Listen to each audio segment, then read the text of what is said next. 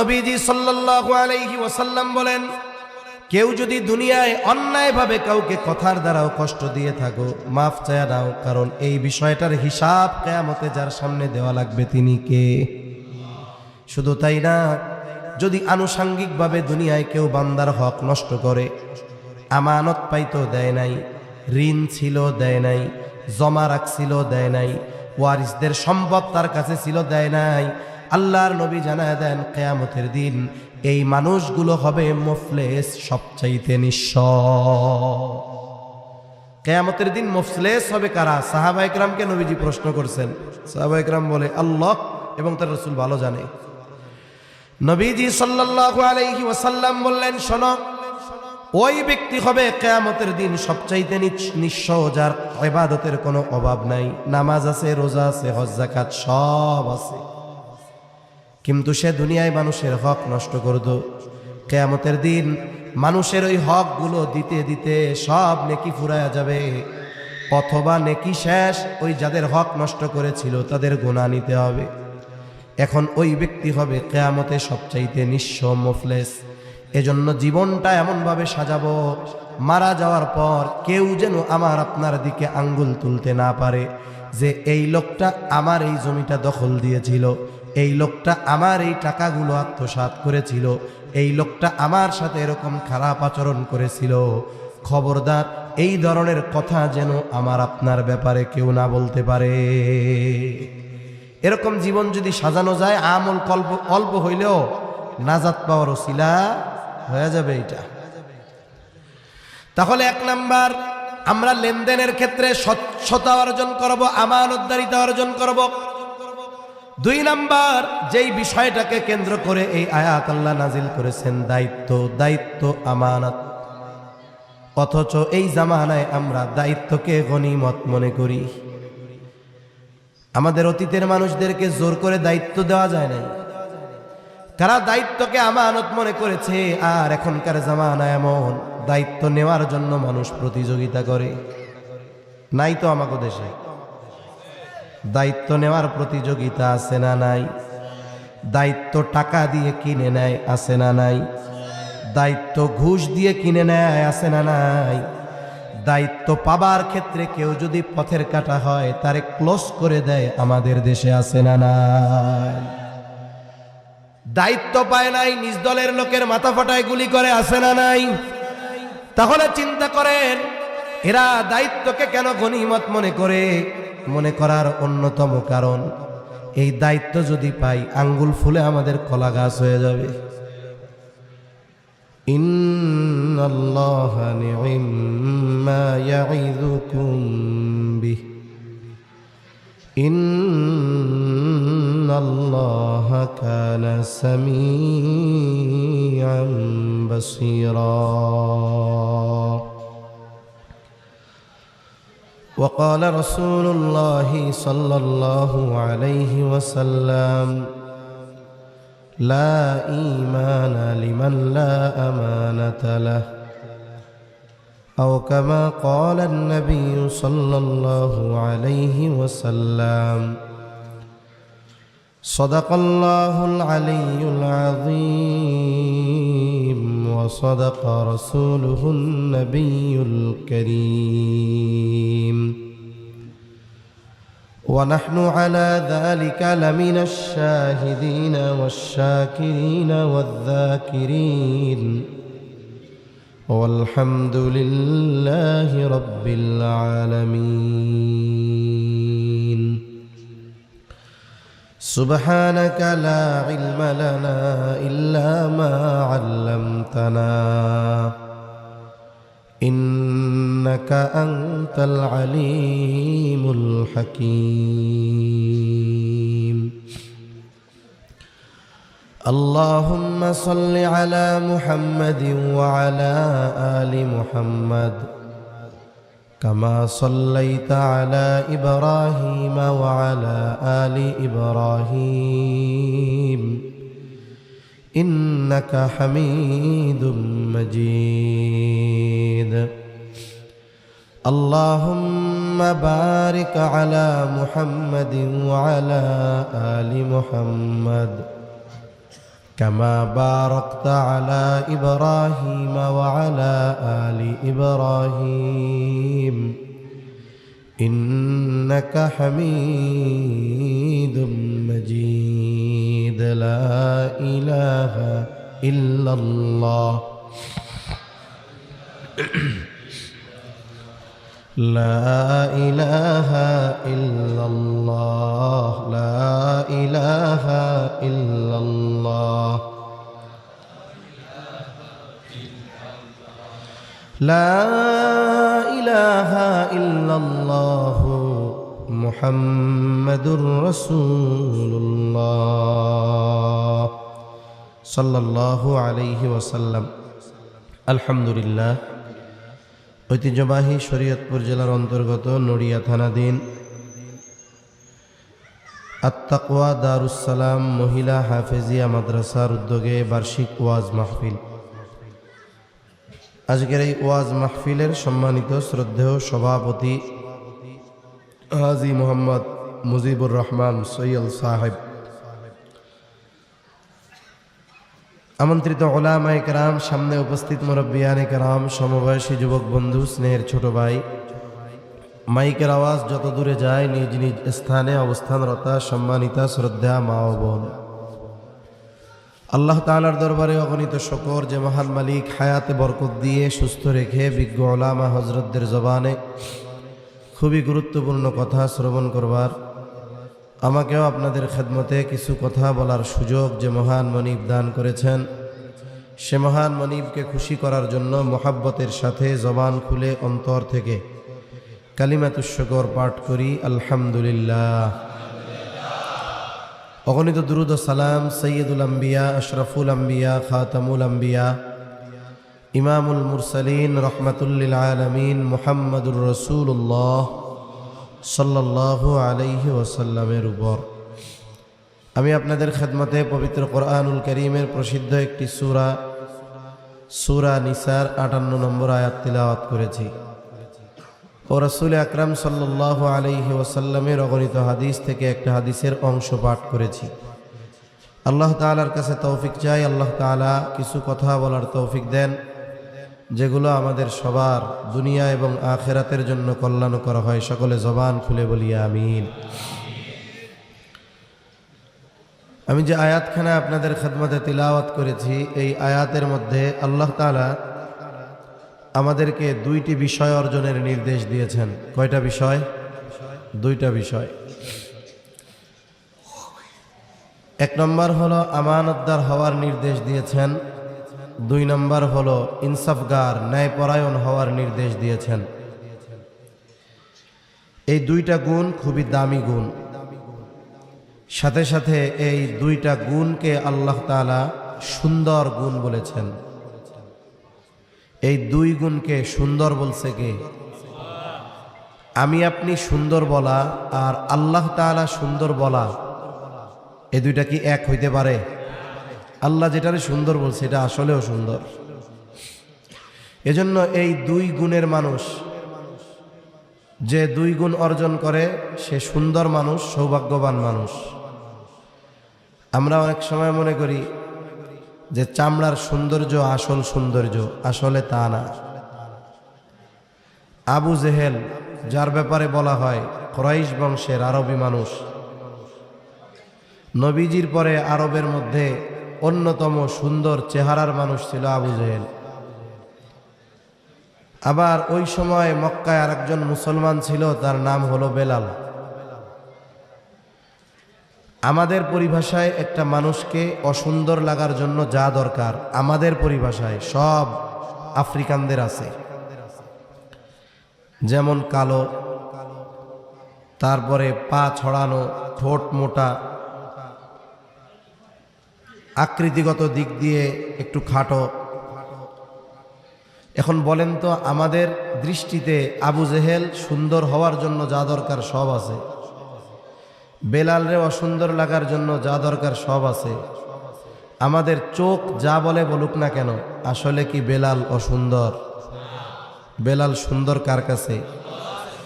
আবু জেহেলরে দেখা ওই সময়ের মানুষ যতই জ্ঞানী আর সুন্দর বলুক না কেন, আসলে কি আবু জেহেল সুন্দর?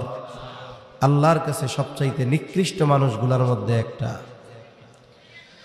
তাহলে বেলাল সুন্দর হইল কেন? বলে গুণের কারণে। গুণটা কি? বলে ইমান। আমার আগে ইমানের আলোচনা করছে না? ইমানের কারণে ওই কালো ইউথিপিয়ান আফ্রিকান বেলালের দাম এত।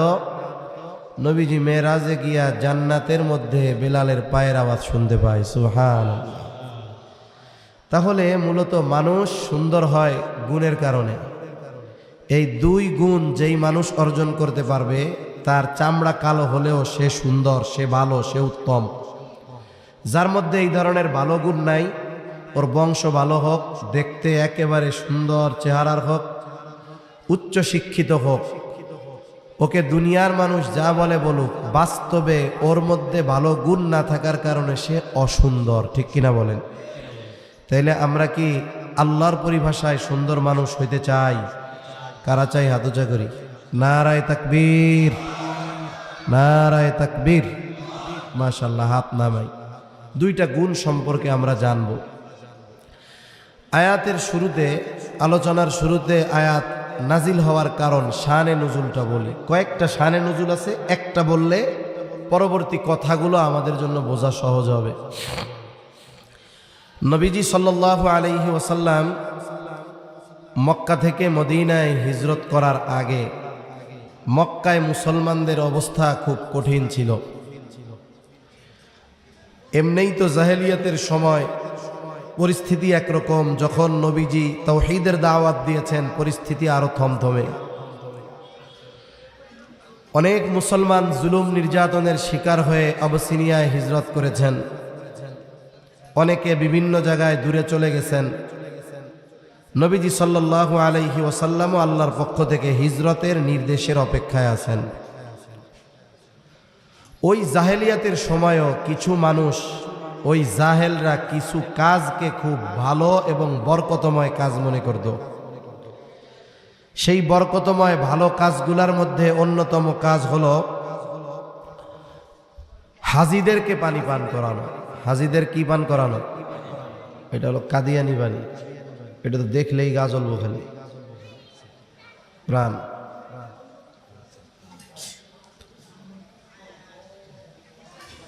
ওই সময় হাজীদের পানি পান করানো, হাজীদের খেদমত, এই কাজটা করত রাসূল আকরাম সাল্লাল্লাহু আলাইহি ওয়াসাল্লামের দাদা যখন বাইচা ছিলেন উনি করতেন, এরপরে ওনার সন্তানেরা করতেন।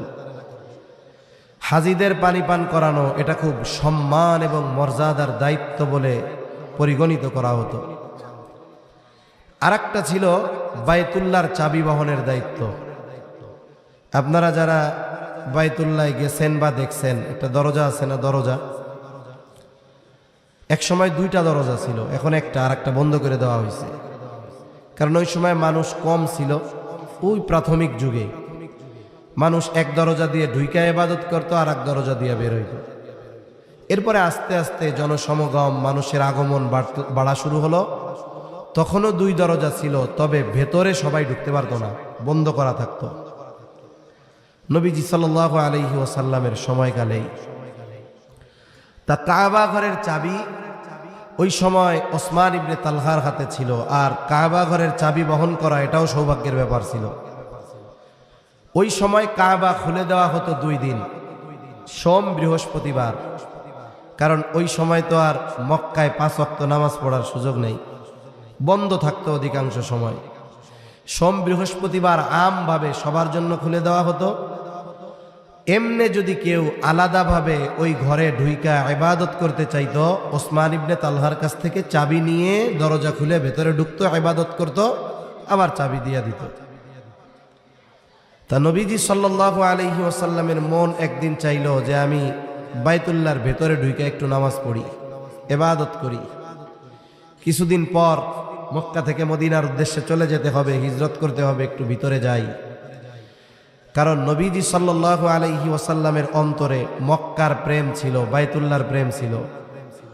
উনি যখন হিজরত করতেছেন মক্কা থেকে মদিনার দিকে, বারবার তিনি পেছনের দিকে তাকাচ্ছিলেন, চোখ দিয়ে পানি পড়তেছিল, আর আফসোসের সাথে বলতেছিলেন, আহারে মক্কা, তোমার বুকে আমার শৈশব, কৈশোর, যৌবনের বড় একটা অংশ পার হয়েছে। তোমার ঘরে আছে আল্লাহর ঘর, তোমার বুকে আছে আল্লাহর ঘর, তোমার বুকে বসবাসরত কিছু মানুষ, এরা যদি আমাকে না তাড়ায় দিত আমি কোনোদিন তোমারে ছেড়ে যাইতাম না। নবীজির মনে মক্কা বাইতুল্লাহর প্রেম ছিল, এবং বাইতুল্লাহর প্রেম এটা ঈমানের পরিচয় বহন করে। তা নবীজি সাল্লাল্লাহু আলাইহি ওয়াসাল্লাম ওসমান ইবনে তালহার হাতে চাবি বললেন, চাবিটা একটু দাও, আমি একটু বাইতুল্লাহ ঢুকে ইবাদত করি। ওসমান ইবনে তালহা তখন কাফের, ঈমান আনছে হুদায়বিয়ার সন্ধির পরে। মক্কায় মুসলমানদের অবস্থা কি? কোনো মতে প্রাণে বাইচা আছে এমন অবস্থা। মক্কায় মুসলমান যারা ছিল সবাইকে অন্যান্য অমুসলিমেরা তিরস্কার করত, দুর্বল মনে করত, যা মন চায় তাই বলতো। নবীজি চাবি চাইছে, ওসমান ইবনে তালহা চাবি দিল না, উল্টা নবীজিকে আরো বেশি কথা বলল। নবীজি সাল্লাল্লাহু আলাইহি ওয়াসাল্লাম তখন ওসমান ইবনে তালহাকে বললেন, ওসমান, আজকে আমি তোমার কাছে চাবি চাইলাম, তুমি চাবি দিলা না, কিন্তু একদিন সময় আসবে ওই দিন চাবি আমার হাতে থাকবে, এবং ওই চাবি ওই দিন আমি যাকে খুশি তাকে বহন করার দায়িত্ব দিব। মুসলমানদের পরিস্থিতি ওই সময় যেমন, এতে মনে হয় না কোনোদিন বাইতুল্লাহর চাবি নবীজির হাতে যেতে পারে। তবে চাবি একদিন আমার হাতে আসবে এ কথা যিনি বলেছেন তিনি গোটা হায়াতে মিথ্যা কথা বহুদূর, অহেতুক একটা কথা বলেন নাই। মিথ্যা তো বহুদূর, বেহুদা একটা কথাও তিনি বলেন নাই। যখন এই কথা বলছে ওসমান ইবনে তালহা পরবর্তীতে ঈমান আনার পরে বলতেছে যে তখন আমার মনে হয়েছে এই চাবি আমার হাতে আর বেশি দিন থাকবে না। এরপরেও তিনি বলতেছে, মুহাম্মদ, যদি কোনোদিন এমনটা হয়, যদিও এটা অসম্ভব, যদি কোনোদিন এমনটা হয় তাহলে সেই দিন কুরাইশ বংশের আর সম্মান ইজ্জত কিচ্ছু থাকবে না, মাথা নিচু হয়ে যাবে। নবীজি বললেন, না, যেই দিন আমার হাতে চাবি আসবে সেই দিন আল্লাহ তাআলা কুরাইশ বংশের সম্মান মর্যাদা আরো বাড়ায়া দিবে। সুবহান। নবীজি মক্কা থেকে মদিনায় গেছেন, এরপরে এক সময় মক্কা বিজয় হয়েছে। ওসমান ইবনে তালহার হাত থেকে নবীজি আলী রাদিয়াল্লাহু তাআলা আনহু চাবি কাইড়া নিছে, যদিও ঈমান আনছে, কিন্তু ওই যে আগে দিছিল না একটা, মনে আছে না, নিয়ে নিছে চাবি। নবীজি সাল্লাল্লাহু আলাইহি ওয়াসাল্লাম ভেতরে ঢুকছেন, মূর্তিগুলো সব ভাঙছেন, পরিষ্কার পরিচ্ছন্ন করেছেন, কাবার চত্বরে বসে আছেন। চাবিটা কারে দেওয়া যায়? ওসমান ইবনে তালহা যখন চাবি দেয় নাই তখন ছিল কাফের, এখন উনি কাফের না মুমিন? মুমিন। আব্বাস রাদিয়াল্লাহু তাআলা আনহু বলে, ইয়া রাসূলুল্লাহ, যেহেতু পানি পান করানোর দায়িত্ব আমাদের, চাবির দায়িত্ব আমাদের কাছে থাক। ওসমান ইবনে তালহা তো ইমানদার, যদি কাফের হইতো তাইলে হয়তো এক সিদ্ধান্ত হয়েই যাইতো ওই জায়গায়।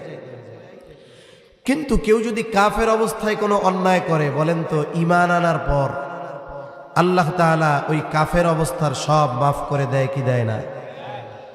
আল্লাহ তাআলা মূলত এই জায়গায় আমার আপনার নবীজির ক্ষমা মহানুভবতাকে আরো ফুটিয়ে তোলার ইচ্ছা করলেন। এজন্য আল্লাহ তাআলা নির্দেশ দিলেন, হাবিব, এই চাবি বহন করা এটা তো একটা দায়িত্ব, এটা একটা আমানত। তা আপনি এক কাজ করেন, এই দায়িত্ব পুনরায় আগে যার হাতে ছিল তার হাতে ফিরায় দেন, সে হকদার, তার কাছে ফিরায় দেন। এতে দুইটা বিষয়, একটা হলো ঈমান আনছে, এখন অতীতের বিষয়টা নিয়ে টানাটানি করা যাবে না।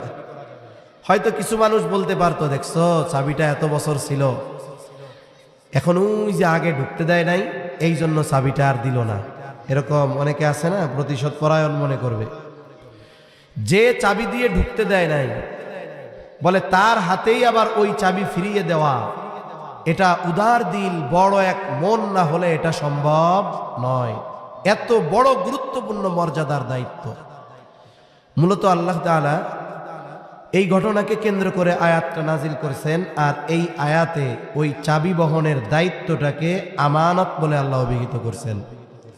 এবার আসলে আমরা আয়াতে আল্লাহ কি বলছে একটু শুনি। আল্লাহ তাআলা বলেন, ইন্নাল্লাহা ইয়া'মুরুকুম আন তু'আদ্দুল আমানাতি ইলা আহলিহা ওয়া ইযা হাকামতুম বাইনান নাসি আন তাহকুমু বিল আদল আল্লাহ তাআলা বলেন, নিশ্চয়ই আল্লাহ তোমাদেরকে আদেশ দিচ্ছেন যে তোমরা আমানত তার হকদারের কাছে ফিরায়া দাও। যদিও চাবির দায়িত্ব এই বিষয়টাকে কেন্দ্র করে আল্লাহ তাআলা আয়াত নাজিল করেছেন আর দায়িত্বটাকে আমানত বলে অভিহিত করেছেন, কিন্তু মুফাসসিরিনে কেরাম বলেন যেহেতু শব্দটা এখানে আমভাবে আমানত, তার মানে আল্লাহ তাআলার নির্দেশ হলো তোমরা আমানতদার হও, আমানতদার হও, আমানত হকদারের কাছে পৌঁছাও, তোমরা আমানতদার হও। এটা হলো মূল উদ্দেশ্য। কেন আমানতদার হওয়া? এটা হলো মুমিনের ঈমানের অন্যতম পরিচয় বহন করে। আর যেই ব্যক্তি আমানতদার নয় তো পরিপূর্ণ ঈমানদার হতে পারে না। আমরা যদি ঈমানদার হতে চাই আমাদেরকে আমানতদার হতে হবে। কিছু গুণ আছে যেই গুণগুলো মানুষের ব্যক্তিত্ব আর আমলের সাথে সম্পৃক্ত। ওই গুণ যদি তার মধ্যে না থাকে তার ঈমানই ক্ষতি হবে না, এরকম কিছু গুণ আছে।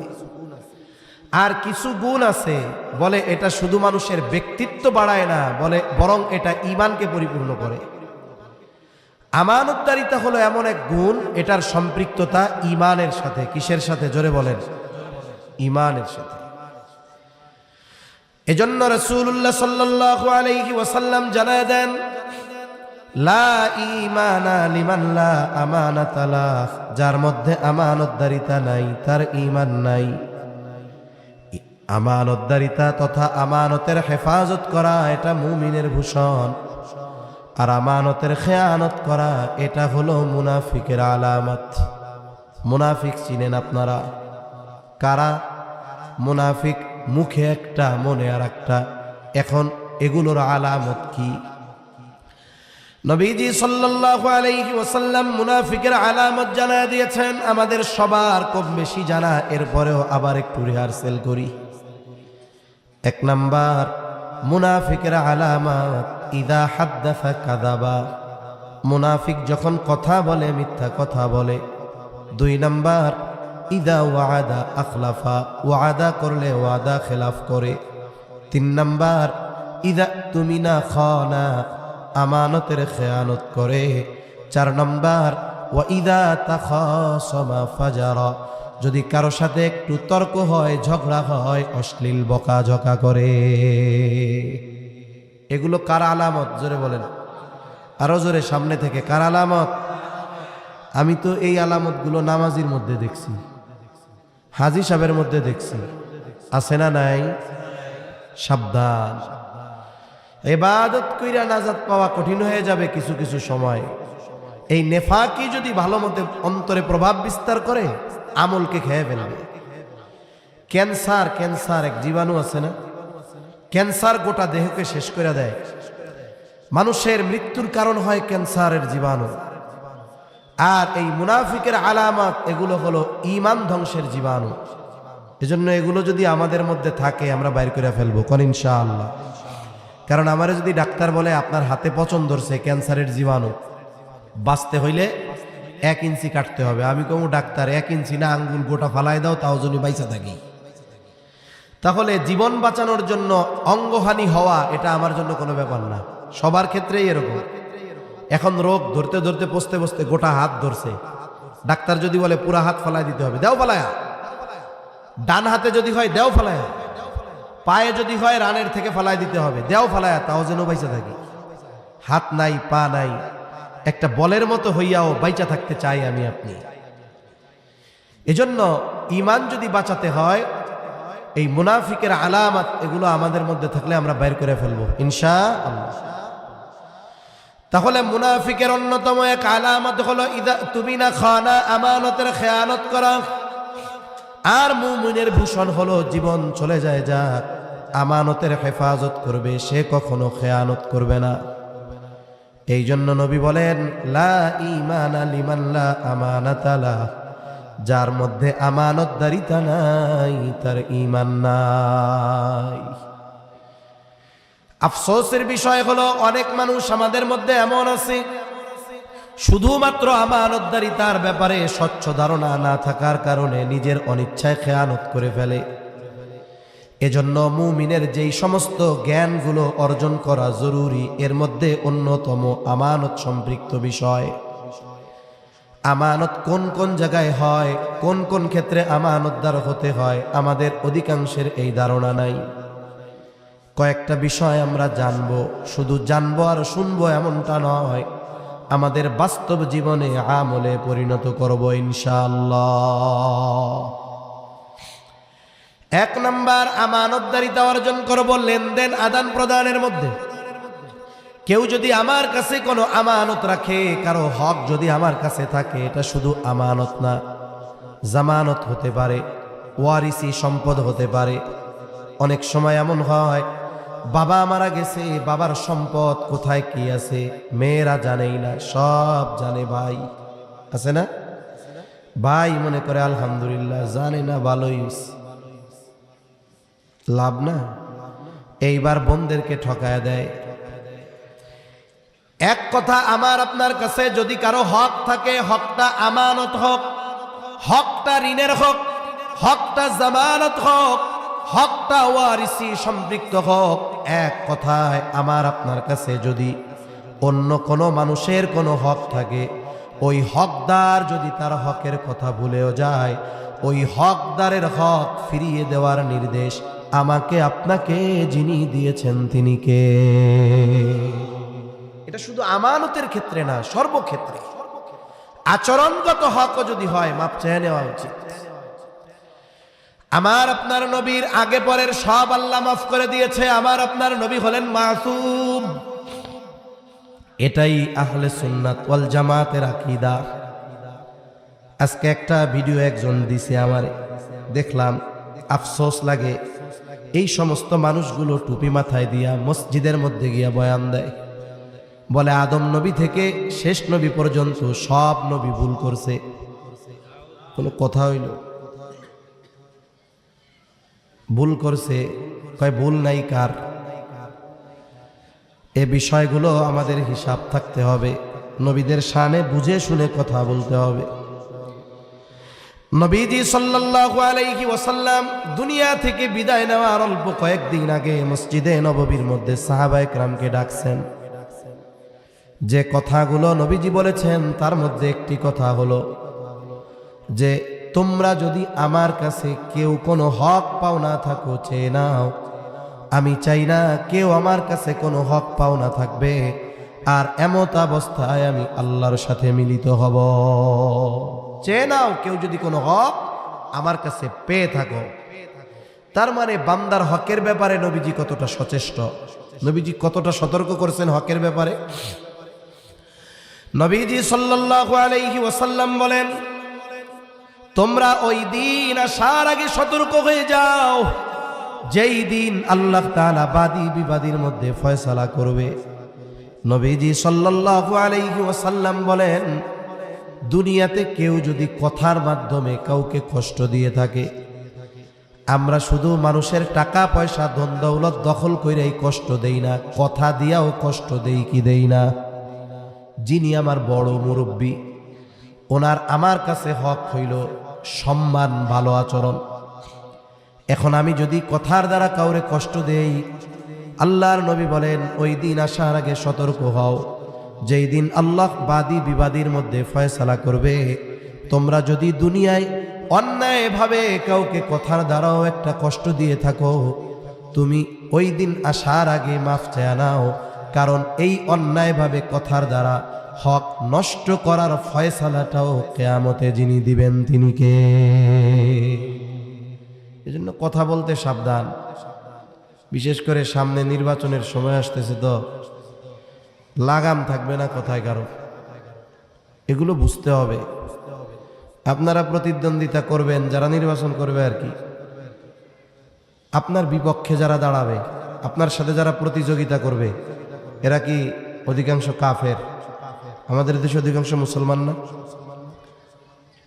আমরা মানুষের হৃদয় জয় করব ভালো আচরণ দিয়ে, সহনশীলতা দিয়ে, উত্তম আখলাক দিয়ে। আমাদের এক ট্রেডিশন হয়ে গেছে গোটা দেশে, কে কত খারাপ হইতে পারে ও বড় তত নেতা হইতে পারে, এই একটা চিন্তাধারা আমাদের মধ্যে হয়ে গেছে। কেন?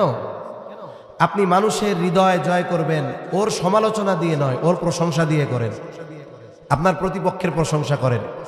যদি বাংলাদেশের যারা রাজনীতি করে এরা যদি এই ট্র্যাডিশনটা পরিবর্তন করতো যে প্রতিপক্ষের প্রশংসা করে, দেখতেন রাজনৈতিক সৌন্দর্যতা কত বেশি হইত। কিন্তু আমরা কি দেখি, অভ্যন্তরীণ কোন্দলেই দেশ শেষ, অবস্থা এরকম হয়ে যাচ্ছে না? কেন? এটা কেন হয়? আমাদের এই ট্র্যাডিশন থেকে বের হয়ে আসা দরকার। আমরাও ওয়াজ করি অনেকে, আমাদের অভ্যাস কি, মাইক পাইছি, আপনারা দাওয়াত দিয়ে আনছেন, হাদিয়া আপনারা দিবেন, সব দিবেন, আইসা আমি আমার প্রতিপক্ষরে গালাগালি করব, এরকম কিছু আছে না? এইগুলা কেন? আমার সাথে যিনি প্রতিদ্বন্দ্বী আমি তার ভালো বিষয়গুলো আপনাদের সামনে তুলে ধরব। এই বিষয়গুলো যদি হয় তাহলে কি হবে জানেন? মানুষ আমার প্রতি আকৃষ্ট হবে। দেখছো এই মানুষটা তার বিরোধী দলের লোকের প্রশংসা করে, এটাই তো ভালো মানুষ। আপনি যদি কোন ট্যাঙ্ক কাইটা দিমু, রাস্তায় হুতায়া দিমু, রাস্তা বন্ধ করে দিমু, আহিজ ভোট লইতে, এটা কোন ধরনের ভাষা? আল্লাহ রাসূল সাল্লাল্লাহু আলাইহি ওয়াসাল্লাম বিশ্ব নেতা ছিলেন, তাই না? নবীজি সারা জীবনে এরকম কইছে ঠ্যাঙ্কাইটা দিমু? এজন্য আমাদের ট্র্যাডিশন পরিবর্তন দরকার, অভ্যাসের পরিবর্তন দরকার, ভাষাগত সৌন্দর্য দরকার, মানুষের প্রতি সহমর্মী সহনশীল হওয়া দরকার। কোন কথা থেকে গেলাম বলেন তো? কোন জায়গা থেকে এই কথাগুলো কইছি যে হ্যাঁ সুন্দর ব্যবহার। এর আগে জানি কি একটা কথা কইছি, অসুস্থ তো কথা ছুটে গেল জেন দিঘা। আল্লাহু আকবার। আমানতদারিতার কথা বলতেছিলাম আর কি, মূল পয়েন্ট খুঁজে পাইতেছি না, ছুটে গেছে মাথার থেকে। যাই হোক, আমানতদারিতা এটা বলতেছিলাম যে কথার দ্বারা যদি কেউ কাউরে কষ্ট দেয়, কথার দ্বারা এটারও হিসাব কিয়ামতে দিতে হবে। এখন যিনি মাইক পাইয়া কইলো ঠ্যাঙ্কাইটা দিমু, এই করমু সেই করমু, ওনার নামে অপবাদ দিল, মিথ্যা কথা বললো, বলেন তো এই হিসাব কিয়ামতে দেওয়া লাগবে কি লাগবে না? লাগবে। এজন্য নবীজি সাল্লাল্লাহু আলাইহি ওয়াসাল্লাম বলেন, কেউ যদি দুনিয়ায় অন্যায়ভাবে কাউকে কথার দ্বারাও কষ্ট দিয়ে থাকো, মাফ চায়া দাও, কারণ এই বিষয়টার হিসাব কিয়ামতে যার সামনে দেওয়া লাগবে তিনি কে? শুধু তাই না, যদি আনুষাঙ্গিকভাবে দুনিয়ায় কেউ বান্দার হক নষ্ট করে, আমানত পাইতো দেয় নাই, ঋণ ছিল দেয় নাই, জমা রাখছিল দেয় নাই, ওয়ারিসদের সম্পদ তার কাছে ছিল দেয় নাই, আল্লাহর নবী জানায় দেন কিয়ামতের দিন এই মানুষগুলো হবে মুফলিস, সবচাইতে নিঃস্ব। কিয়ামতের দিন মুফলিস হবে কারা? সাহাবায়ে কেরামকে নবীজি প্রশ্ন করছেন। সাহাবায়ে কেরাম বলে আল্লাহ এবং তার রাসূল ভালো জানে। নবীজি সাল্লাল্লাহু আলাইহি ওয়াসাল্লাম বললেন, শোনো, ওই ব্যক্তি হবে কিয়ামতের দিন সবচাইতে নিঃস্ব, যার ইবাদতের কোনো অভাব নাই, নামাজ আছে, রোজা আছে, হজ যাকাত সব আছে, কিন্তু সে দুনিয়ায় মানুষের হক নষ্ট করত। কিয়ামতের দিন মানুষের ওই হকগুলো দিতে দিতে সব নেকি ফুরায়া যাবে, অথবা নেকি শেষ, ওই যাদের হক নষ্ট করেছিল তাদের গুনাহ নিতে হবে। এখন ওই ব্যক্তি হবে কিয়ামতে সবচাইতে নিঃস্ব, মুফলিস। এজন্য জীবনটা এমনভাবে সাজাবো, মারা যাওয়ার পর কেউ যেন আমার আপনার দিকে আঙ্গুল তুলতে না পারে যে এই লোকটা আমার এই জমিটা দখল দিয়েছিল, এই লোকটা আমার এই টাকাগুলো আত্মসাৎ করেছিল, এই লোকটা আমার সাথে এরকম খারাপ আচরণ করেছিল। খবরদার, এই ধরনের কথা যেন আমার আপনার ব্যাপারে কেউ না বলতে পারে। এরকম জীবন যদি সাজানো যায়, আমল অল্প হইলেও নাজাত পাওয়ার ওসিলা হয়ে যাবে এটা। তাহলে এক নাম্বার, আমরা লেনদেনের ক্ষেত্রে স্বচ্ছতা অর্জন করব, আমানতদারিতা অর্জন করব। দুই নাম্বার, যেই বিষয়টাকে কেন্দ্র করে এই আয়াত আল্লাহ নাজিল করেছেন, দায়িত্ব, আমানত। অথচ এই জামানায় আমরা দায়িত্বকে গনিমত মনে করি। আমাদের অতীতের মানুষদেরকে জোর করে দায়িত্ব দেওয়া যায় নাই, কারা দায়িত্বকে আমানত মনে করেছে। আর এখনকার জামানায় এমন, দায়িত্ব নেওয়ার জন্য মানুষ প্রতিযোগিতা করে। নাই তো আমাদের দেশে দায়িত্ব নেওয়ার প্রতিযোগিতা আছে না? নাই। দায়িত্ব টাকা দিয়ে কিনে নেয়, আছে না নাই? দায়িত্ব ঘুষ দিয়ে কিনে নেয়, আছে না নাই? দায়িত্ব পাবার ক্ষেত্রে কেউ যদি পথের কাটা হয় তারে ক্লোজ করে দেয়, আমাদের দেশে আছে না নাই? দায়িত্ব পায় নাই, নিজ দলের লোকের মাথা ফাটায় গুলি করে, আছে না নাই? তাহলে চিন্তা করেন এরা দায়িত্বকে কেন গনিমত মনে করে? মনে করার অন্যতম কারণ, এই দায়িত্ব যদি পাই আঙ্গুল ফুলে আমাদের কলা গাছ হয়ে যাবে। বুঝেন না? করোনার সময় ইংল্যান্ডের প্রধানমন্ত্রী বরিস জনসন, ইংল্যান্ডের প্রধানমন্ত্রী, কোন দেশ? ইংল্যান্ড। বলে প্রায় 200 বছর আমাদের উপমহাদেশ থেকে সুইসা সুইসা সব সম্পদ নিছে। 200 বছর আমাদের দেশ থেকে শুধু নিছে। আমরা অনেক সময় ব্রিটিশদের বানানো রেল লাইন এখনো আছে না, হার্ডিস ব্রিজ আছে না এখনো, আমরা প্রশংসা করি ব্রিটিশরা বানাইছে। ভাই সেই বানাইছে কি আমাকে লাগে নাকি? এগুলো ট্রেন রাস্তা বানাইছিল এদেশ থেকে সুন্দর মতো অনেক সম্পদ একসাথে ওই বোম্বে বন্দরে যেন নেওয়া যায় এই জন্য বানাইছিল, আমার আপনার চলাচলের জন্য না, সম্পদ যেন নিতে সহজ হয় এই জন্য। এত সম্পদ গোটা দুনিয়া থেকে বিভিন্ন জায়গা থেকে জুলুম করে নিছে। ওই দেশের প্রধানমন্ত্রী সে করোনাকালীন সময় বলছে আমি প্রধানমন্ত্রীর দায়িত্ব ছেড়ে দিব। ওই সময় কেন ছাড়বে? সে রিজন দেখাইছে, কারণ দেখাইছে যে আমি প্রাইম মিনিস্টারের দায়িত্ব পালন করতে গিয়ে যে অনারিয়াম পাই, সম্মানী পাই, ভাতা পাই, এতে আমার সংসার চলে না। ভালো কথা। তা আমি তো একজন ব্যবসায়ী মানুষ, এই দায়িত্ব পালন করতে গিয়ে ব্যবসায় সময় দিতে পারতেছি না, আর যা পাইতেছি তাতে সংসার চলতেছে না, এই জন্য আমি প্রধানমন্ত্রীর দায়িত্ব ছেড়ে দিব। তো খবরটা দেখলাম, তখনই আমি ভাবছি তোর কপাল পোড়া, তোরা এই দেশ থেকে সব নিয়েও ধনী হইতে পারলি না। এক কাম কর, কোনো মতে বাংলাদেশে আয়, সিটিজেনশিপ নিয়ে মেম্বারটা হওয়া, কোনো মতে তোর প্রধানমন্ত্রী হওয়া লাগবে না, কোনো মতে কষ্টে মষ্টে একটু মেম্বার হওয়া, মেম্বার। 5 বছর পরে আশা করা যায় তুই ইংল্যান্ডে 2-3টা বাড়ি কিনতে পারবি। আমরা অতীতে দেখছি না এরকম 550-র উপরই নাকি বাড়ি এক আল্লাহর বান্দার। চিন্তা করছেন? আমরা এগুলো আর দেখতে চাই না, দায়িত্বকে আমানত মনে করতে হবে। ইমাম আজম আবু হানিফা রাহমাতুল্লাহি আলাইহি খলিফা মনসুরের সাথে বাজারের মধ্যে দেখা। খলিফা মনসুর ইমাম আবু হানিফাকে বলে, প্রধান বিচারকের পদ শূন্য, আপনাকে প্রধান বিচারক হিসাবে নিয়োগ দেওয়া হলো। এক চান্সে প্রধান বিচারক সবার সামনে প্রস্তাব দিলেন, নিয়োগ দিলেন। সাথে সাথে ইমাম আবু হানিফা এই নিয়োগকে প্রত্যাখ্যান করলেন, ফিরায় দিলেন না। এই দায়িত্ব আমার দ্বারা নেওয়া সম্ভব নয়, পারবো না। দায়িত্ব দিছে খলিফাতুল মুসলিমিন, খলিফা মনসুর, আর সাথে সাথে মুখের উপরে প্রস্তাব ফিরায় দিছে। মেজাজটা গরম হয়ে গেছে, হাতে চাবুক, ইমাম আবু হানিফার গায়ে চাবুক দিয়ে বাড়ি মেরে দিয়েছে। ইমাম আবু হানিফা আমার মতো মৌলবী মানুষ, আমারে মারলে আমরা কি আর কমু? কিছুই কর নাই, হয়তো মসজিদে যায় যার কাছে বলবো তিনি কে। এই হলো আমাদের অবস্থা। ইমাম আবু হানিফার গায়ে আঘাত করছে। খলিফা মনসুর রাজপ্রাসাদে ফিরে গেলেন। খলিফা মনসুরের চাচা বলে, মনসুর কাজটা ভালো করো নাই, ইমাম আবু হানিফার গায়ে চাবুক দিয়ে বাড়ি মেরেছো, তুমি ক্ষমা চাও, মাফ চাও। বাড়ি যখন মারছে তখন মেজাজ গরম, এখন তো মেজাজ নরম। মেজাজ গরম থাকলে অনেক কিছু করা যায়, কিন্তু মেজাজ যখন নরম থাকে অনেক সময় মেজাজ গরম অবস্থার সিদ্ধান্তের কারণে লজ্জা হয়। বাংলাদেশের বিভিন্ন জায়গায় তুচ্ছ কারণে বিবাহ বিচ্ছেদ হয়, তরকারিতে নুন হয় নাই, এটা হলো সূত্র। এতটুক বিষয়কে কেন্দ্র করে স্বামী স্ত্রীর মধ্যে বিচ্ছেদ ঘটে, 14 গোষ্ঠী ধরে তালাক দিয়ে দেয়। ঘটনা ঘটে কি ঘটে না? যখন তালাক শেষ, রাগ শেষ, তখন কি হয়? হায় রে, এরে ছাড়া তো আমি বাঁচবো না, আমার ওই 2 মাসের মাইয়াটার কি হইব? তাহলে রাগের মাথার সিদ্ধান্ত অধিকাংশ সময় পরবর্তীতে লজ্জিত হওয়ার কারণ হয়। এজন্য আল্লাহ রাসূল সাল্লাল্লাহু আলাইহি ওয়াসাল্লাম রাগ আসলে কি করতে হবে শিখাইয়া দিয়েছে। রাগ মাথায় কখনো ফয়সালা নিতে হয় না, রাগের মাথায় কখনো সিদ্ধান্ত নিতে হয় না। রাগ আসছে, আপনি দাঁড়া আছেন বসে পড়েন, বসে আছেন শুয়ে পড়েন, রাগ যায় না। যার উপরে রাগ তার থেকে সরে যান, পাশে গিয়ে ওযু করেন, নামাজে দাঁড়ায় যান।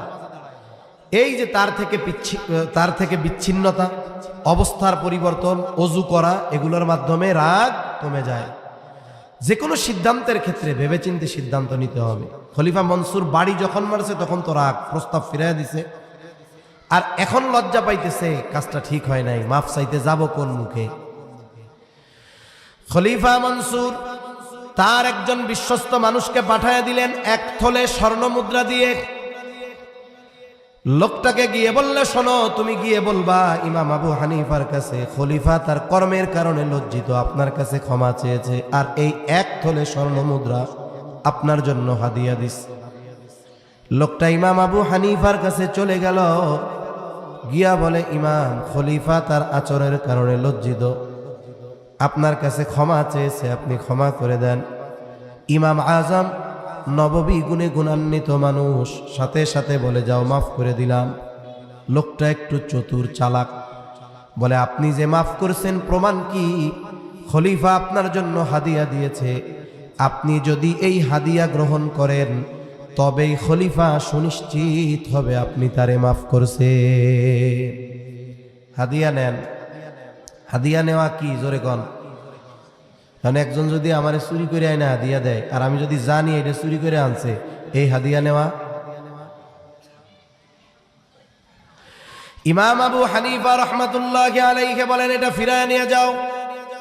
লোকটা বলে, না, রাখেন। ইমাম আবু হানিফা বলে, তোমার খলিফা যে আমারে হাদিয়া দিল, এটা কি তার সম্পদ? কোথায় পাইছে সে? বলে, এত স্বর্ণ মুদ্রা সে কোথায় পাবে? এটা রাষ্ট্রীয় কোষাগার থেকে দিয়েছে, বাইতুল মাল থেকে দিয়েছে।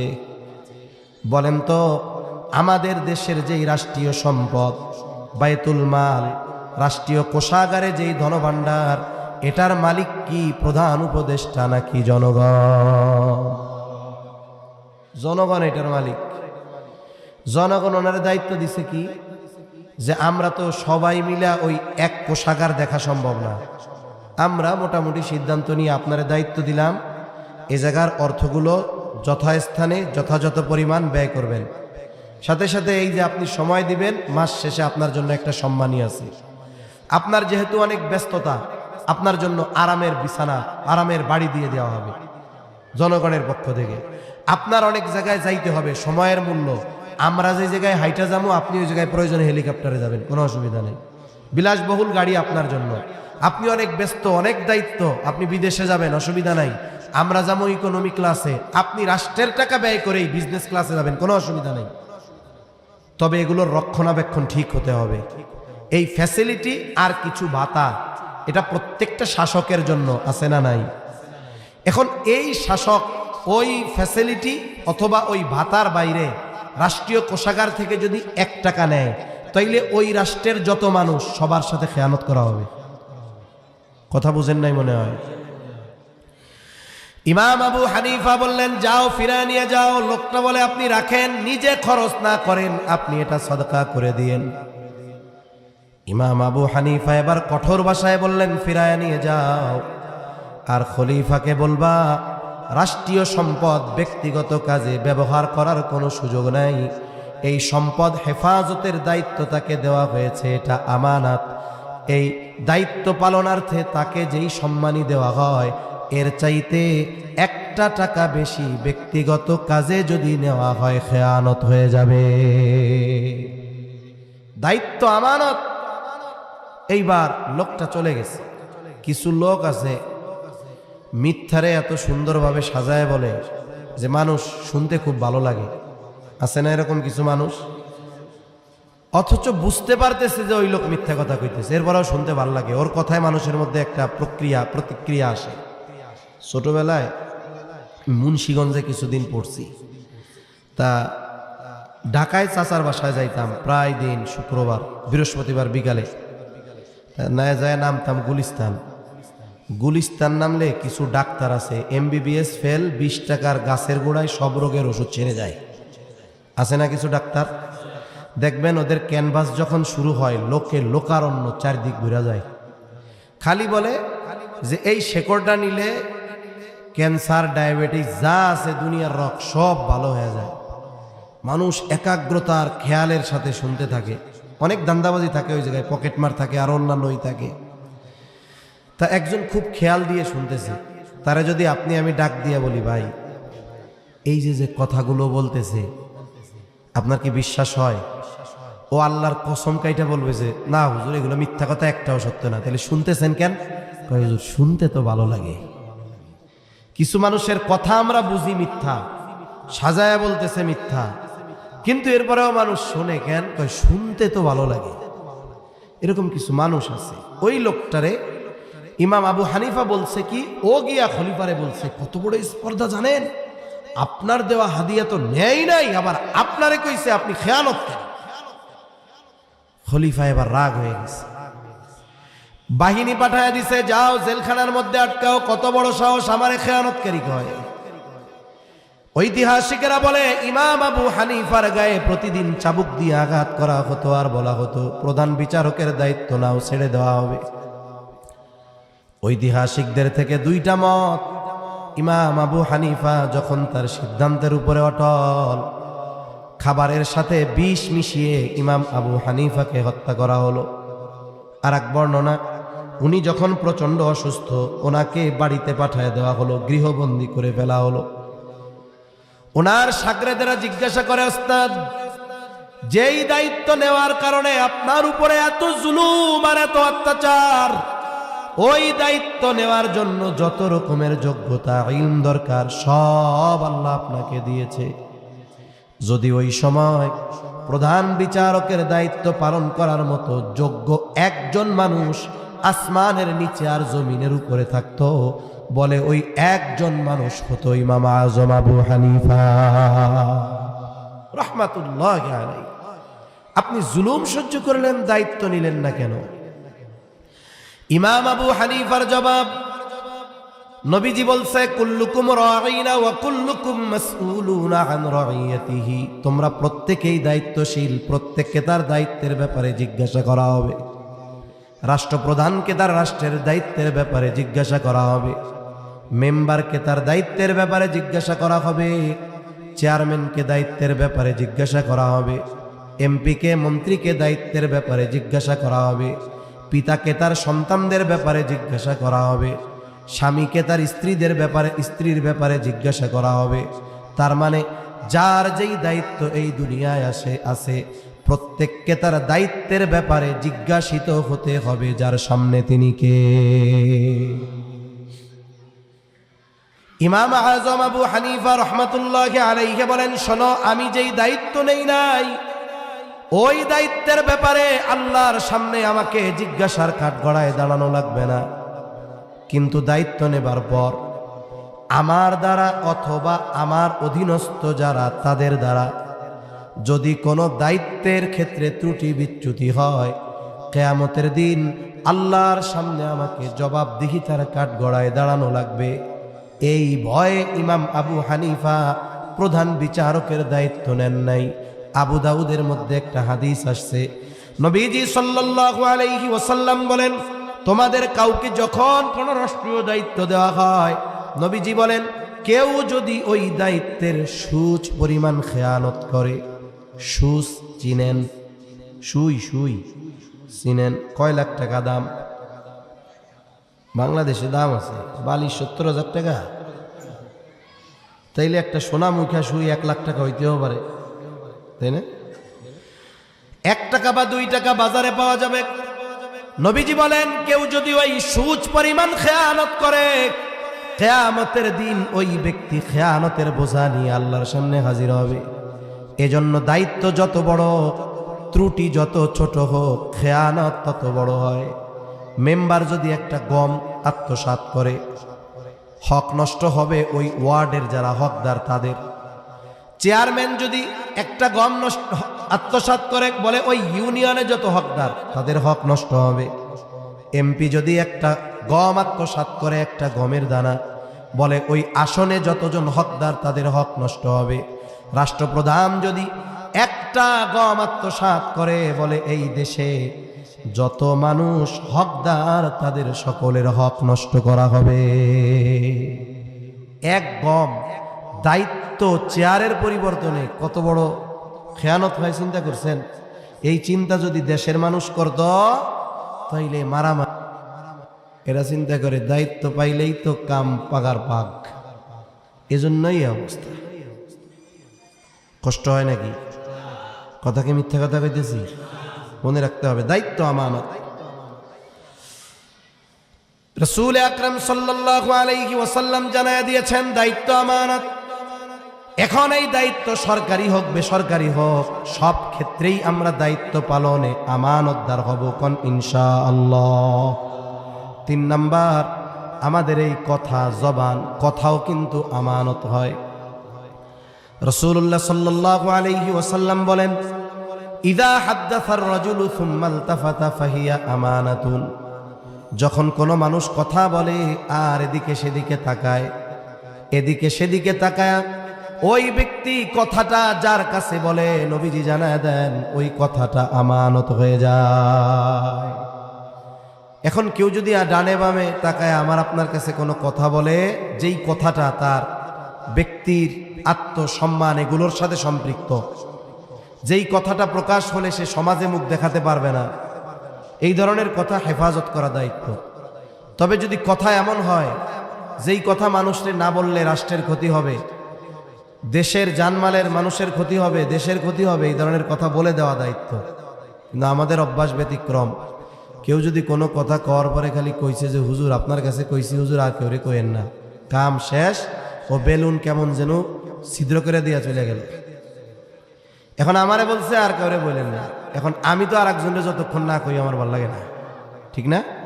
এবার কি করে ওই লোক চোখের আড়াল হওয়ার আগে আর একজনের ডাক দিয়ে কয় মিয়া ওই লোকরে চিনো? হ্যাঁ চিনি, খুব ভালো মানুষ, হ্যাঁ জানো ভালো মানুষ, আমার কাছে কইছে এই কথা, কারো কাছে কইতে মানা করছে, আমি তোমারে কইলাম তুমি কেউ রে কইও না, বলে না এরকম? এইবার ও আর একজনরে কয় হুজুর কি মিথ্যা কথা কয়? না না না না, বড় বুজুর্গ মানুষ, কয় হুজুর না অমুকের ব্যাপারে এই কথা আমারে কইছে, আমারে খুব বিশ্বাস করে, কারো কাছে কইতে মানা করছে, দোস্ত আমি তোমারে কইলাম তুমি কেউ রে কইও না।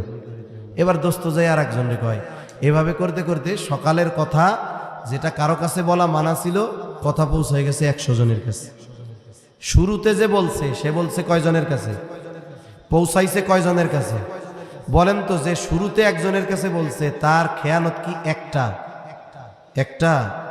100টা। নবীজি সাল্লাল্লাহু আলাইহি ওয়াসাল্লাম বলেন, কারো দ্বারা যখন কোনো ভালো কাজের সূচনা হয়, ওই ভালো কাজ যতজন করে সকলের সমপরিমাণ সওয়াব শুরু করনেওয়ালার আমলনামায় যোগ হয়। আবার যখন কারো দ্বারা কোনো মন্দ কাজের সূচনা হয়, ওই মন্দ কাজ যতজন করে সকলের সমপরিমাণ ওই সূচনাকারীর আমলনামায় যোগ হয়। নবীজি বলেন, এই পৃথিবীতে সর্বপ্রথম অন্যায়ভাবে হত্যাকাণ্ড আদম আলাইহিস সালামের এক সন্তানের দ্বারা সংগঠিত হয়েছে।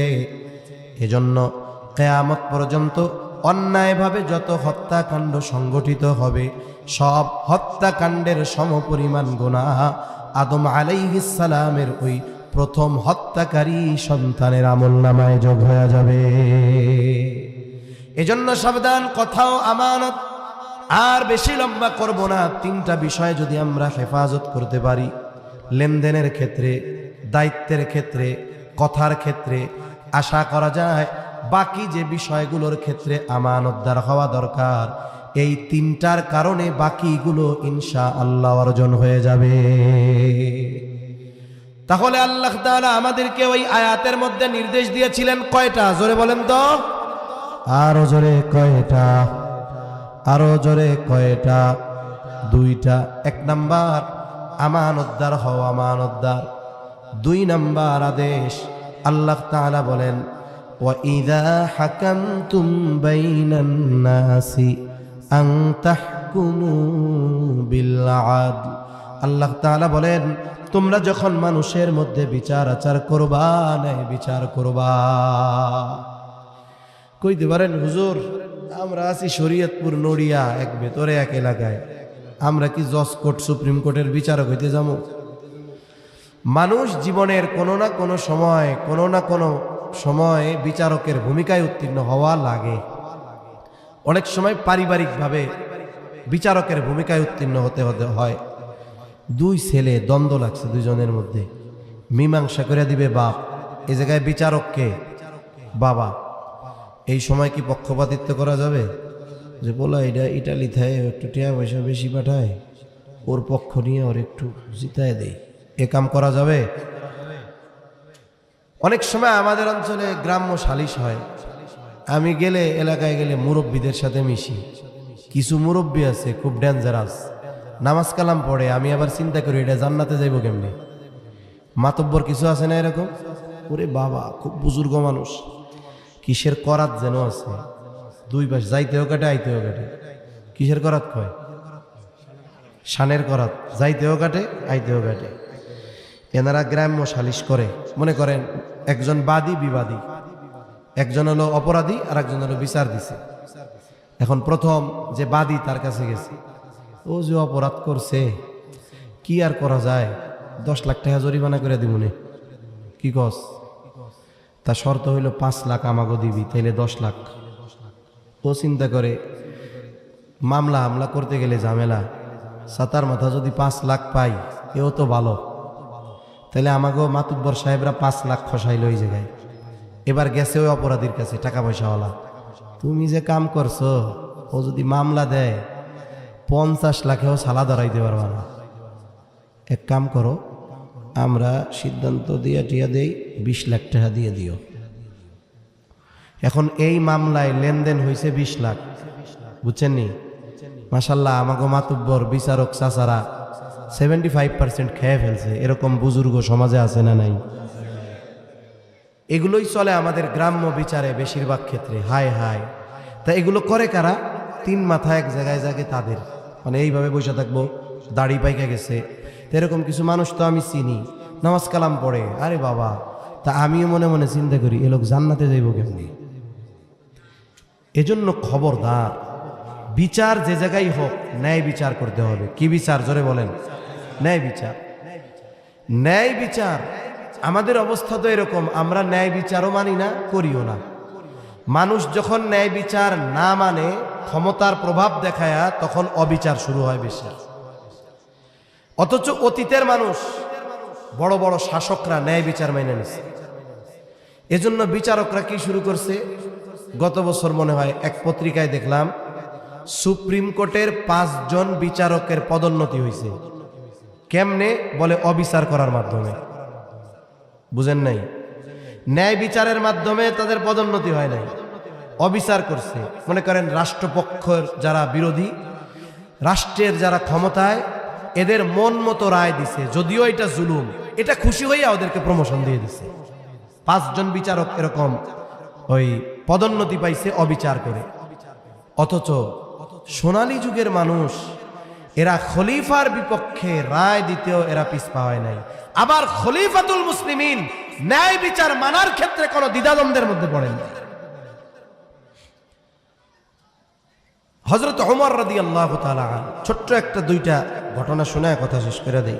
ঘটনাগুলো শুধু ঘটনা না, এগুলো আমাদের চিন্তার খোরাক বানানো দরকার, ভাবা দরকার।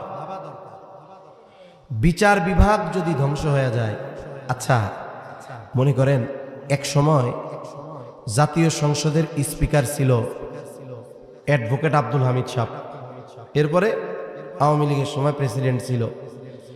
উনি পার্লামেন্টে যখন প্রচন্ড প্রতাপে, আওয়ামী লীগের সামনে কথা বলার মতো কোনো দল নাই, ব্যক্তি নাই, ওই সময় উনি পার্লামেন্টে একটা কথা বলছিলেন।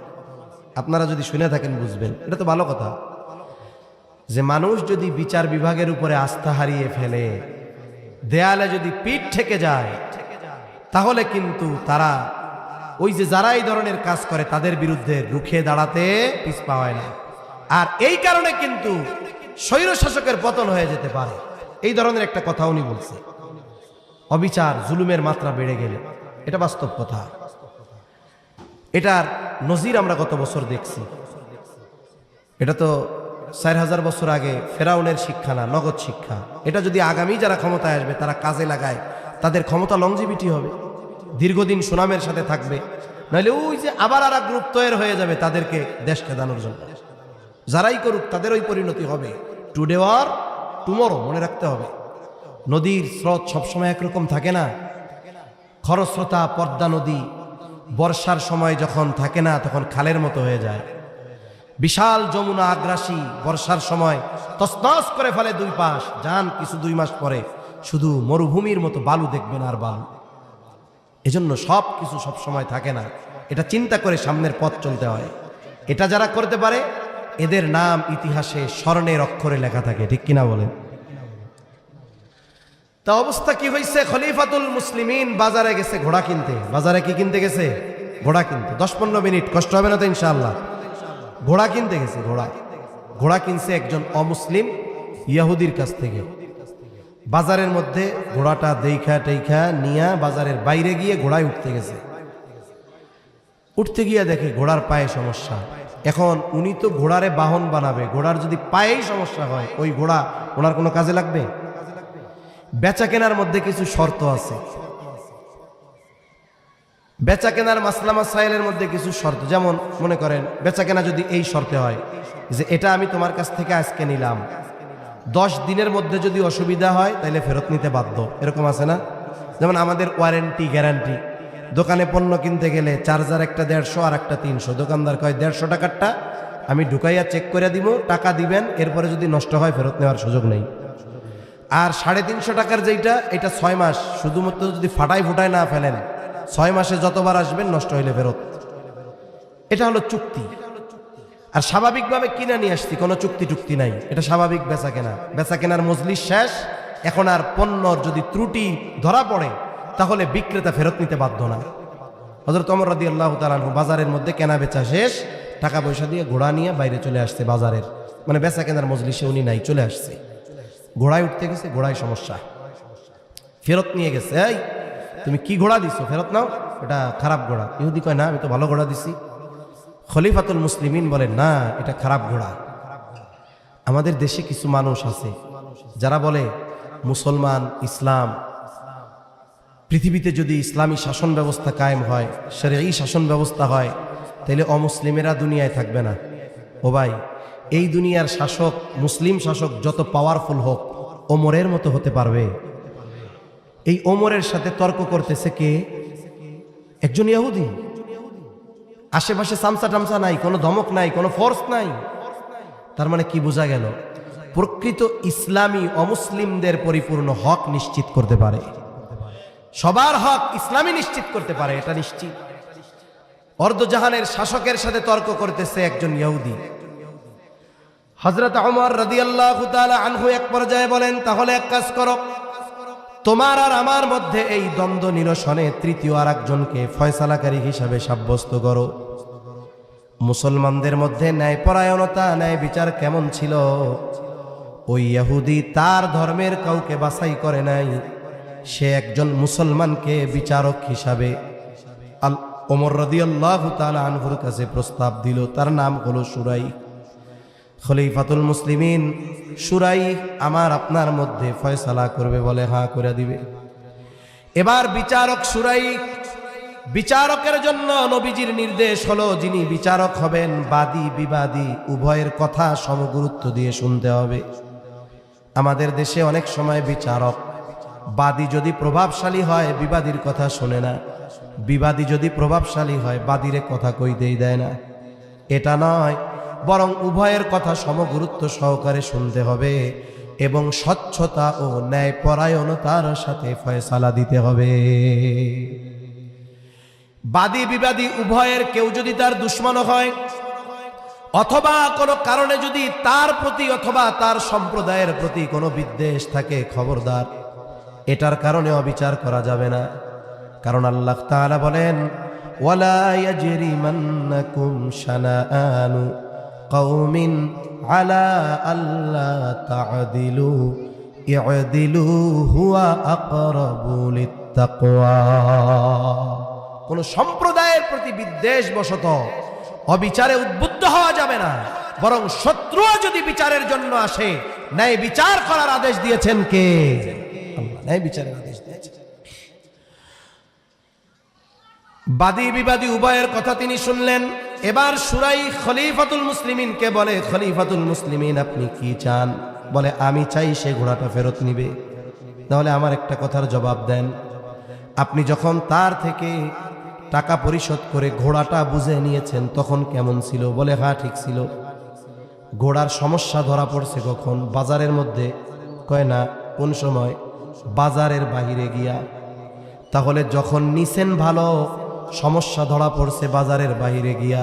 খলিফাতুল মুসলিমিন ইহুদি ঘোড়া ফেরত নিতে বাধ্য, তবে আপনি যেমন ঘোড়া তার থেকে বুঝে নিয়েছেন তেমনটা ফেরত দিতে হবে। বলেন তো, রায় কি খলিফার পক্ষে না বিপক্ষে?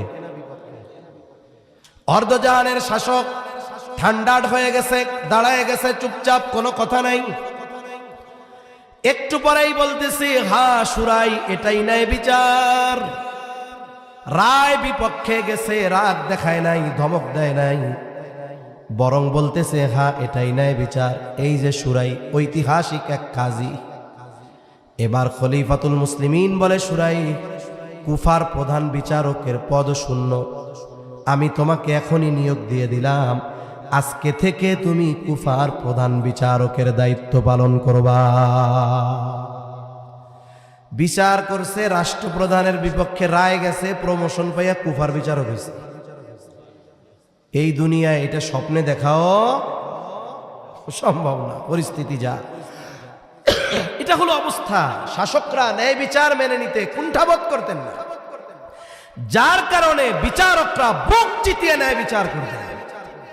এজন্য আমাদের দেশে যখন কথা আসে যে বিচার বিভাগকে পৃথকীকরণ করা হবে, প্রশাসনকে পরিপূর্ণ স্বাধীনতা দিয়ে দেওয়া হবে, তখন দেখবেন আমাদের একদল নেতা এরকম করে, না না না, বুঝেন নাই? নাইলে কি পুলিশে দলীয়করণ করতে পারবে? পারবে না তো। বিচার বিভাগে বিচারক নিজেদের মন মতো নিয়োগ দিতে পারবে না তো। এজন্য আমাদের দেশের বিচার ব্যবস্থা নিয়ন্ত্রণের মধ্যে, বিচারকরা চাইলেই ন্যায় বিচার করতে পারে না, এজন্যই অবিচার করে প্রমোশন বাগায় নেয়। কি করবে আর? সর্বশেষ হাদিস থেকে একটা ঘটনা শোনায় আপনাদের, কথা শেষ। ন্যায় বিচারের সবচাইতে দৃষ্টান্ত উপমা আমাদের জন্য রেখে গিয়েছেন নবীজি সাল্লাল্লাহু আলাইহি ওয়াসাল্লাম। নবীজির দরবারে বিচার আসছে, চুরির বিচার, হাত কেটে দেওয়া হবে। এখন চুরির বিচার হবে। চোর যেই মহিলা, সে কুরাইশ বংশের মহিলা, মাখজুম গোত্রের। কুরাইশ বংশের তিনটা শাখা, একটা হলো হাশেমি, একটা উমাইয়া, আর একটা হলো মাখজুম। হাশেমি গোত্র হলো সবচাইতে সম্মানিত গোত্র। নবীজি সাল্লাল্লাহু আলাইহি ওয়াসাল্লাম হুজরার ভিতর, সাহাবায়ে কেরাম জানতে পারলেন এই মহিলা কুরাইশ বংশের মাখজুম গোত্রের মহিলা। গোত্র ভিন্ন হোক, বংশ তো কুরাইশ। এখন এই মহিলার চুরির কারণে যদি হাত কাটা হয়, মুনাফিকেরা বলা বলি করবে, দেখ নবীর বংশের মহিলা, এটা চোর। এই খাসলাত আমাদের সমাজেও আছে। আপনাদের এলাকায় বিভিন্ন বংশ আছে না? বংশ কি বংশ আছে? হ্যাঁ, কি কি আছে? দুইটা তিনটা কর না। হ্যাঁ,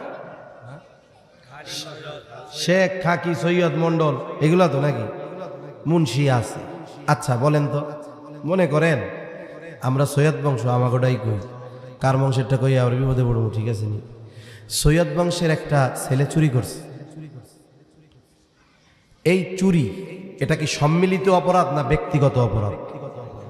এখন এই দায় কি গোটা গোত্রের না ওই ব্যক্তির? এখন ও ধরা পড়ছে চুরি করিয়া, অপরাধ ওর। কিন্তু আমাদের অভ্যাস কি, পরের দিন সকালবেলায় সৈয়দ গোষ্ঠীর আর এক লোক গেলেই কেউ দেখ ওই যে চোরের গোষ্ঠীর লোক একটা আইতাছে, বলে কি বলে না? অপরাধ ব্যক্তির, কেন আপনি পুরো গোত্রের উপরে চাপায় দিলেন? ইসলাম থাকলে তো শাস্তি দেওয়া হইতো। ওই সময় মুনাফিক ইহুদিরা এই কাজগুলো করত। ব্যক্তির দোষ এটা পুরা গোত্রের উপরে চাপায় দিত, যদিও এই জায়গায় গোত্রের কোনো দোষ নাই, সমর্থন নাই, কিচ্ছু নাই, এ কাজ করত। ওই যে বলবে কুরাইশ বংশের মহিলা এটা চোর, আর নবীজির বংশ কি? কুরাইশ। সাহাবায়ে কেরাম নবীকে ভালোবাসতেন, নবীর গোত্র বংশকে ভালোবাসতেন। এই কথা তাদের দিলে সহ্য হবে না, এই জন্য চিন্তা করলেন এই মহিলার জন্য একটু শাস্তি লঘু করা যায় কিনা। একটু সুপারিশ করা যায় কিনা। হয়তো নবীজি জানেন না এই মহিলা কুরাইশ বংশের মহিলা, নবীর কাছে একটু খবর দেওয়া দরকার। কে নবীর কাছে এই বিষয়টা জানাবে? নবীজি তো ভিতরে। হযরত যায়েদ রাদিয়াল্লাহু তাআলা আনহুর ছেলে ছোট তখন, ওনার নাম হলো ওসামা। কয়েকজন শিখায়া দিছে, ওসামা তুমি যাও, তুমি গিয়ে তোমার নানার কাছে বলবা, নানা যেই মহিলা চুরি করছে হাত কাটা হবে, এটা কুরাইশ বংশের মহিলা। ছোট মানুষ একেবারে সোজাসুজি যা শিখায়া দিছে গিয়া তাই বলছে। কারণ ছোট মানুষ, অনেক সময় এদেরকে আমরা মিথ্যা শেখাই, অথচ ওরা সরল। অনেক সময় শিখাই না আমরা, স্কুলে আসে নাই, মাদ্রাসায় আসে নাই, পরের দিন আসতে চায় না, গেলে মারবে, মা শিখাই দেয় যে কবি তোর কালকে পেটে ব্যথা ছিল। ও পরের দিন গেছে, হুজুর জিজ্ঞেস করছে এই আসো নাই কেন, স্যার জিজ্ঞেস করছে আসো নাই কেন, হুজুর আমার পেটে ব্যথা ছিল। তোর পেটে ব্যথা ছিল কইছে কি? হুজুর আম্মু কইছে, হুজুর আম্মু কইছে। ছোট মানুষ না, এতে সহজ সরলভাবে বলে দিছে। উনি গিয়ে সহজে বলে দিছে চুরি করছে যে মহিলা হাত কাটা হবে কুরাইশ বংশের। নবীজি বুঝতে পারছে যে এই কথাটা ওর নিজের না, ওরে কেউ শিখাইয়া দিছে। নবীজি সাল্লাল্লাহু আলাইহি ওয়াসাল্লাম রুম থেকে বের হলেন, চেহারার মধ্যে রাগান্বিত ছাপ। নবীজি বলতেছেন, তোমরা কি আমাকে এমন বিষয়ের জন্য সুপারিশ করতেছো যেই বিষয়ের শাস্তি কার্যকর করার আদেশ দিয়েছেন আল্লাহ? তাহলে চুরি করলে পরিমাণ কতটুকু এটা শরীয়ত নির্ধারণ করবে, হাত কেটে দিতে হবে। এই নির্দেশ কার? জোরে বলেন। আস-সারিকু ওয়াস-সারিকাতু ফাকতাউ আইদিয়াহুমা। এই নির্দেশ আল্লাহ তাআলার। নবীজি বলেন, যেই বিষয়ের শাস্তি কার্যকর করার নির্দেশ আল্লাহ দিয়েছেন, এই বিষয়ের জন্য সুপারিশ করতেছো, শুনে নাও। তোমাদের পূর্বে আল্লাহ তাআলা বহু সম্প্রদায়কে এই কারণে ধ্বংস করে দিয়েছে যে তাদের মধ্যে যখন কোনো সম্ভ্রান্ত বংশের কেউ চুরির অপরাধে আটক হইত, অনেক উচ্চ বংশের মানুষ চুরির অপরাধে আটক হইত, এর ছাইড়া দিত। কেন? ওরে বাবা, সৈয়দ বংশের মানুষ ছাইড়া দে, সম্ভ্রান্ত মানুষ ছেড়ে দাও। আবার যখন একই অপরাধে কোনো দুর্বল তাকে আটক করা হতো, তার উপরে শাস্তি কার্যকর করা হতো। নবীজি বলেন, এই কারণে তোমাদের পূর্বে বহু সম্প্রদায়কে আল্লাহ ধ্বংস করে দিয়েছেন। নবীজি বলেন, আল্লাহর শপথ, লাউ আন্না ফাতিমাতা বিনতা মুহাম্মদ সারাকাত লাকাতাতু ইয়াদাহা। আল্লাহর শপথ, যদি মুহাম্মাদের কন্যা খাতুনে জান্নাত ফাতেমাও যদি চুরি করত, নবীজি বলেন লাকাতাতু ইয়াদাহা, আমি তার হাত দুইটা কেটে দিতাম। তাহলে ন্যায় বিচারের উপমা শিক্ষা আমাদের নবীজি দিয়ে গেছেন। কিন্তু দুনিয়ায় আমানতদারিতাও নাই, ন্যায় পরায়ণতা নাই, এই জন্য আমাগো শান্তি নাই। এখন কথা হইতে পারে, হুজুর কেমনে পামু? পরেরটা পরে রাখেন, আমি আমানতদার হই, আমি ন্যায় পরায়ণ হই। নিজেরা নিজের জিজ্ঞাসা করি যে আমি কি পরিপূর্ণ আমানতদার, আমি কি পরিপূর্ণ ন্যায় পরায়ণ? তাইলে আমি যদি পরিপূর্ণ না হই, তাইলে আমি আর একজনকে পামু কেমনে?